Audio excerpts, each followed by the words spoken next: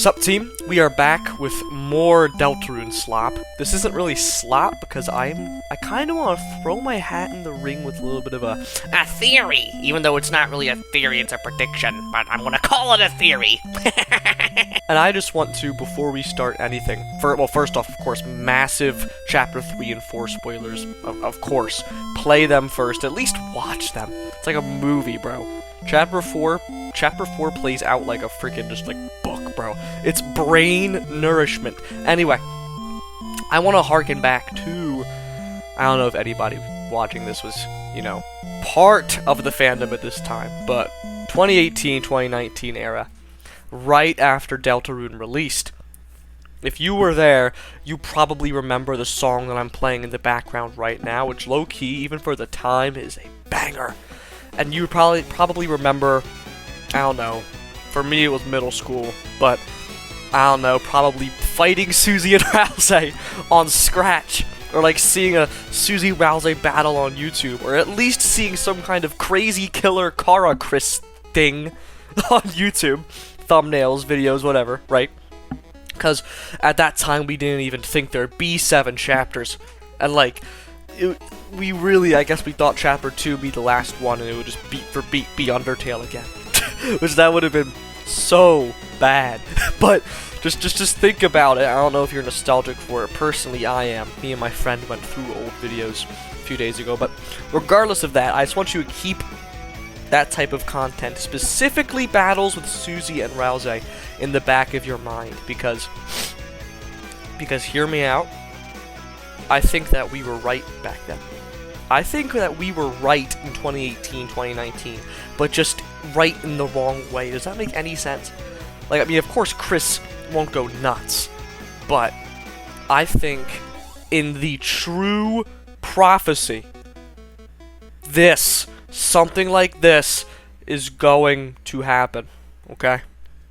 Now, first off, before I get into anything, we need to go over what the true prophecy actually is, and why I think the weird route is actually the true prophecy. So, first off, let's just go to Chapter 4, the mention of the second hero, the girl. That's just, I mean, that's Noelle. I think how long has it been since release day?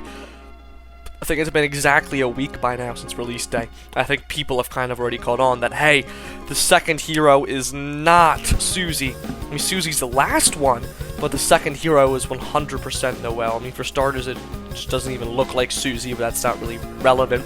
What's more relevant is the fact that friggin' there's a sword there, and Susie can't hold swords. But the only 2 people in our party that can are Chris, but Chris already has a prophecy part, and Noelle. You can get Noelle to equip, I think, the Black Shard, and a few other things. I think the Jingle Blade or something. And also, if you go into, I think, Smith Malleus, like the bake shop in the castle town, literally, you can use the Thorn Ring to make a sword. Well, not yet, but we will use the Thorn Ring to make the Twisted Sword in the weird route. I mean, I think that's kind of just nail in the coffin for me.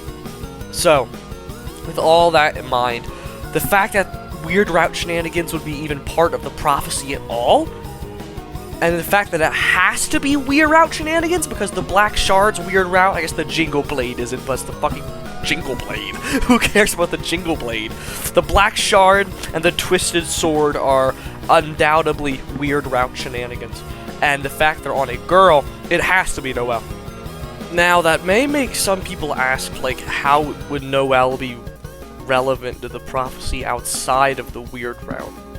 Or I guess I mean, like, maybe if it's not the weird route, how would Noelle be significant? And honestly, I don't know. I mean, maybe her relation to the holidays would make her significant outside the weird route, because clearly, you know, Des or Carol's the fucking, literally the roaring night or something. But I think she's going to be much more significant in the weird route, and I think that's going to take analysis of the prophecy itself. And for that, we're going to have to go all the way back to Chapter 1, where Ralsei tells us about the prophecy. His abridged version of the prophecy, mind you. And that's important that it's his shortened version, because out of all the things he chose to omit in the prophecy, in his first telling to us, he didn't omit what I'm about to say here. In Ralsei's first abridged prophecy, it's pretty clear that he's trying to outline Darkners, or at least Darkness, as, like, quote-unquote, the bad guys. You could even argue that Lancer coming and saying, "I'm the bad guy!" is kind of symbolism that these are meant to be the bad guys in the prophecy, and also the fact that, like, the big bad ending of the prophecy is darkness sweeping over everything. Like, I think he explains that in... Does he explain that in The Roaring? I forget which telling he explains that in. If it's in his Chapter 1 or Chapter 2, but regardless, Darkners are the bad guy. They are the enemy. And now, I mean, enemies usually have to be defeated, right? I mean, the Titans in his Chapter 2 Roaring monologue are definitely the enemy, and they're like pure darkness, right? And they don't have a conscience. Ralsei says in Chapter 4 that they just don't have a conscience, and even Ralsei tells you to attack the Titans. So, that leads me to believe that Darkness, and I guess by extension Darkners, are meant to be the bad guys in the prophecy, and that since they're the bad guys, they need to be defeated. Now, what is the only way in the game to really defeat Darkners? The motherfucking weird route, baby. The weird route is the only way to really defeat Darkners, and I know you can kill the Titan spawns in Chapter 4, but I don't know if those really count. I mean, the game tracks it with the slain thing, but they're not really Darkners. Darkners have conscience. Whoa, what the hell? I don't know how I slurred over my speech that badly, but friggin' Darkners have a conscience. The Titans don't have a conscience, and I don't know, they're a whole different beast, bro. The Titans, and by extension the Titan spawn, are a whole different beast, so I don't really think they're too relevant right now.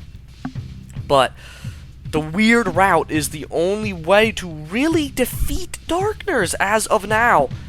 And, you know, literally fucking killing them.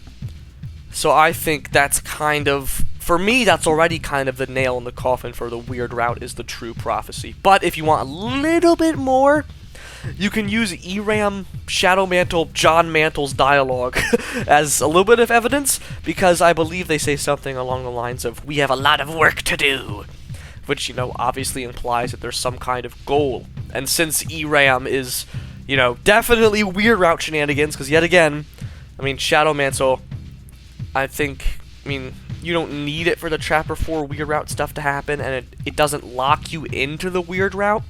But clearly, I mean, there's so many references to the weird route in the whole unused boards. It's ridiculous. It's definitely weird route shenanigans.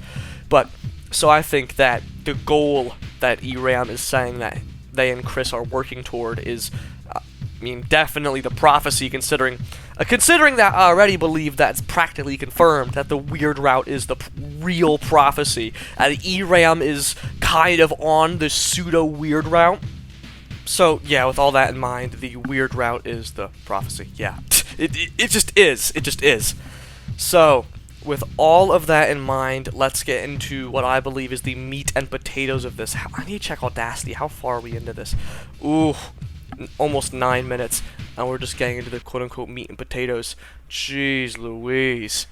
But, anyway, now I want to get onto something that really made me think about this theory, the fact that we were kind of right in 2019, because I don't see people talking about the final unused board that ROM lets you play in Chapter 3, the one in the unused city area, where you have to kill Susie and Ralsei to progress. Like, I don't think a lot of people take more weight into, you know, the little itty-bitty player Chris trying to kill Chris and Susie. But also, friggin', I think that's kind of taken the spotlight to people, because this is this not, like, fucking nuts? Is this not nuts? I mean, consider everything that I don't know, hypothesized so far. Like, if the weird route is the true prophecy, and the games are basically part of the weird route, the unused games, then killing Susie and Ralsei is, like, undoubtedly indicative of the weird route, which is insane! And I am shocked that I don't think I've seen people talking about it. Not calling people stupid. That be in of itself stupid, but it's just, that's just like mind-shattering. Susie and Ralsei are going to die, bro. They're good as gone, bro. That's not it though, because I want to get into the specifics of how I think that they'll die, because I think we have enough information to accurately predict how they're both going to die. So first off, let's go into who I think that we will kill first by the end of the weird route in the game. I think we will be killing Susie first. I think we will kill Susie first.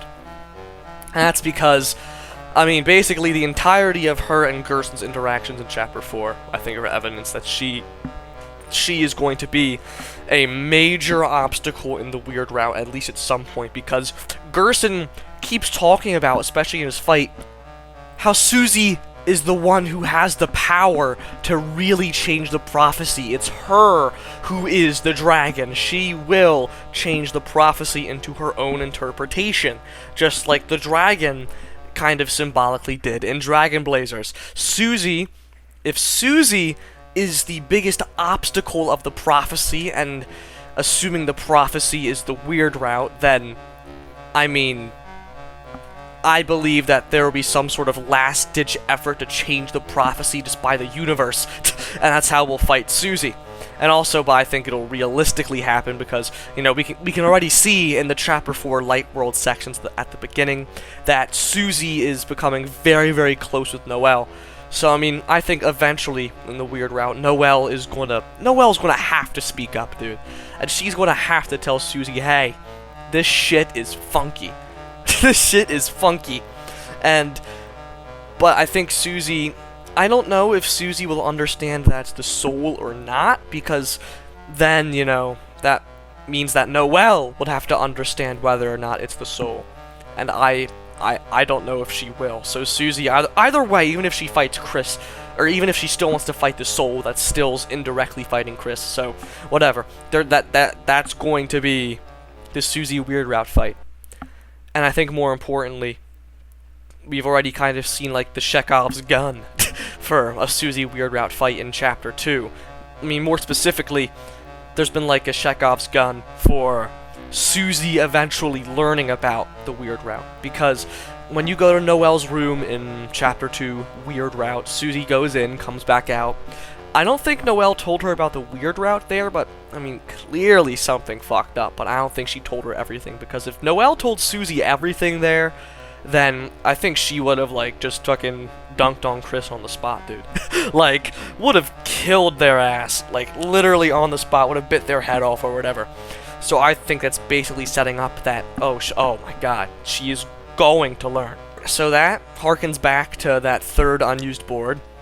Susie and Ralsei die. We know how Susie's going to die in the true prophecy, weird route. I don't know what to call it. Fucking Delta Rot. I'm succumbing to Delta Rot. But Ralsei dies there too. So how does Ralsei die? And low-key, I think this is a lot more interesting, because I think this point also solves what that second to last prophecy was that Susie smashed with her fist at the end of Chapter 4. I think this reveals what it was. I think that Ralsei is going to die in the weird route by sacrifice. And I think that that penultimate prophecy was Ralsei sacrificing himself to something. I don't know really, because I would feel like it would show, you know, the cage with human parts. Ralsei being sacrificed to the cage, or being sacrificed to the girl, or something, but I think just by Susie's wording, when she reacts to it, it's about just a single person. And I think it's about Ralsei because, like, through her body language, she almost kind of seems to be, like, I think trying to just comfort him in her own way. Like, she's trying to play it off cool, like, that ain't gonna happen, man. You know what I mean? I don't know really how else to describe it, because I don't have specific dialogue examples, you know, lodged in my brain, but I'm pretty confident that's about Ralsei. I've seen a lot of people say it's about Noelle or Des or Chris, but I think, I mean, or Susie. First off, I don't think it's about Susie, because just the way she talks, I don't think it's about Susie. I thought it was about Susie dying at first too, but considering that I thought of how else she'll die in the real prophecy. I don't think this is about Susie. And also, again, just the way she talks about it. Like, that'll be a weird way for her to talk about herself. And then Noelle could be Noelle. Could be Noelle. Honestly, I think that's another very likely contender that would still kind of fit. And I don't know what would happen to Noelle in there. But, I mean, she would be mad about that. But but again, harkening back to her body language with Ralsei, I think she's trying to, like, comfort Ralsei in some way, so that makes me believe that it's about Ralsei in specific. And then Chris, I think we can also rule out Chris for similar reasons to Susie, because, I mean, Chris is just, like, right there. And it was just like, it would really be a weird way to put things if she was talking about somebody, if she was talking about herself or Chris, because she says that Chris wouldn't let it happen and that she wouldn't let it happen. And then, you know, finally says Ralsei wouldn't let it happen. So I guess then you could argue that it's not about Ralsei because of the wording at the end there. But I think her body language kind of speaks louder. I think she's trying to relax Ralsei, and thus it's about Ralsei. And I think he's going to die by willing sacrifice in the weird route, because he basically believes that he's been put on this planet to fulfill the prophecy. That's all he really thinks he's for. And you know, that's like literally like his whole arc in Chapter 3 and a little bit of 4 is like Susie making him realize that he is a person, even if he's a Darkner, he's a person that deserves care and whatever. Now, I think that these themes, the fact that these themes, Ralsei's themes in Chapter 3 and 4 even exist, kind of also serve to confirm that this second to last prophecy is about Ralsei sacrificing himself. Because I think everything points toward Ralsei knowing that he's going to die, okay, in the real prophecy. So first off, let's just, for clarity, go over what Ralsei's themes really are. So, Ralsei, it starts at the beginning of Chapter 3, you know, the whole cutscene with fucking Image Friend, bro. But Ralsei brings up how Lightners shouldn't care about Darkners, because Darkners aren't real, yada yada yada, you know, it's very, very sad. Susie talks him out of the mindset, but I don't think she's entirely talked him out of it, because he kind of goes back on his bullshit. You know, back on it again by the end of Chapter 4, where he's like, I'll do all the puzzles, all the battles, blah blah blah blah blah blah blah blah, whatever, you know. So he wants to take the blunt of everything, because he thinks that's kind of what he's built for, it's what he deserves, I guess. And that really reinforces the idea that nobody should care about him in specific, because, you know, when he talks to Tenna, he says that Darkners as a whole shouldn't be dependent on Lightners. But I think the fact that this arc really centers on Ralsei, what with Susie talking him out of his thoughts in 3 and 4, and also Ralsei's room, like, he made all these other rooms for Darkners, like Queen, Lancer. He thought they deserved rooms, even though they're Darkners, but he thinks he deserves this empty, depressing room. So I think that even though he thinks that Darkners shouldn't be cared about too much, he especially thinks that he doesn't matter. And I think that is important. Because I think, like, believing that to such a degree means that there has to be some sort of reason behind it, right? Because no other Darkner feels that way. And I think even Ralsei acknowledges this, because like I said, he makes everybody rooms. He even makes Tenna a room, and on most playthroughs, Tenna's going to die. Now, speaking of Tenna, I think Tenna's a prime example of definitely not all Darkners having the same drastic mindset as Ralsei, because Tenna is kind of like on the complete opposite end of the spectrum from Ralsei. Ralsei thinks that he doesn't matter at all. Nobody should care about him. But Tenna, on the far other end of the spectrum, thinks that he's basically, no, he's begging for Lightners to care about him. He's like, please, please, please care about me. He tries to trap us there so that we can just keep making him feel good for, you know, because he's just, he's a victim of divorce, double divorce. Poor guy, man, poor guy. So all that leads me to believe that Ralsei is unique in thinking that he doesn't matter so much. Now, it's already been indicated throughout basically every chapter that Ralsei wants to fulfill the prophecy. And now we have different context for that, considering that the true prophecy is literally the weird route. In the third unused board, he dies, but I don't think he'd have a battle if he wants to fulfill the prophecy. So, by all logical steps, the reason Susie would react so violently to the prophecy, the reason Ralsei thinks he doesn't matter so much, is because he knows that he will sacrifice himself. It's kind of similar to when somebody gets some kind of, diagnosis. Like they just get a death date. They kind of want to live life to the fullest. Ralsei kind of wants to do that, but in an opposite fucked up way, because he said, he wants to take the blunt of everything, take the blunt of the puzzles, the battles, everything. So yeah, Ralsei knows that he has a death date, and he knows he's gonna die. And so I think he's just gonna sacrifice himself to fulfill the prophecy. Now I think there is some chance of him having a battle in the weird route, and that's because of Eram's theme, which is literally just called Eram. Or his battle, whatever it is. I don't think it's Eram's theme. No, my bad. Burning Eyes is the battle theme. I want to look at Burning Eyes. I think it's burning something. Whatever it is, Eram's battle theme, okay? It has a battle against a true hero motif. And that's just...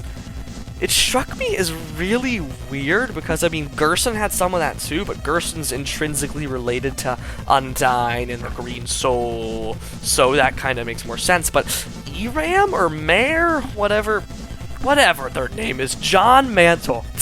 John Mantle having the motif really struck me as weird, until I thought of an alternate outcome where maybe Susie convinces Ralsei to fight, making it almost 1-to-1 what we thought of in 2019.